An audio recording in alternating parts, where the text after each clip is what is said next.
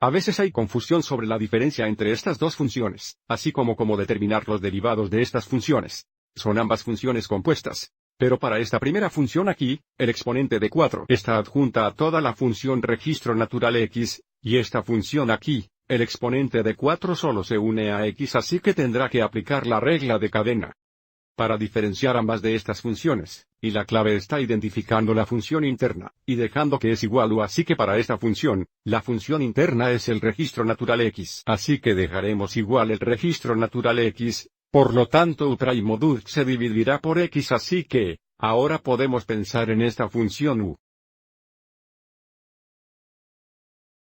Y aplica la regla de potencia extendida. Para tener f' de x es igual al derivado de u al cuarto respecto de x, que sería 4x u al 3, pero u es registro natural x u'.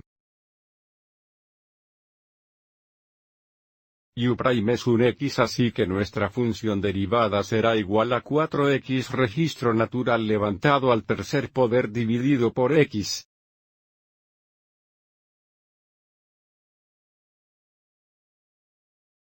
Ahora para nuestra segunda función, u será igual a x al 4, por lo tanto dux u' será igual a 4x cubierto. Entonces, cuando escribamos esto en términos de u, va a ser un registro natural u, así que ahora, vamos a diferenciar el registro natural u con respecto a x y la fórmula está aquí. Así que tendremos una prima de x es igual a 1x u', que será un x a la cuarta x 4x a la tercera que sería 1.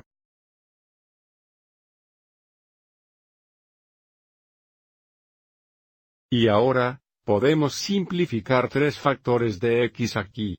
Esto simplificará a 1, esto simplificará a x al 1, así que tenemos una prima de x es igual a 4 divididos por x. Ahora, hay una cosa más que quiero mencionar acerca de esta función aquí. Podemos aplicar la propiedad de energía de los logaritmos a esta función, pero no a la función aquí a la izquierda. F de x igual registro natural x al cuarto es igual a 4 registro natural x. En este formulario, f' of x sería igual a 4x el derivado del registro natural x, que es un x que nos da la misma función derivada de 4x. Como vemos aquí. Pero no podemos aplicar la propiedad de energía de los logaritmos a esta función aquí, porque aumentar toda la función de la cuarta potencia, no solo x como hemos hecho aquí. Espero que este ejemplo ayude a aclarar la diferencia entre estas dos funciones, así como sus derivados.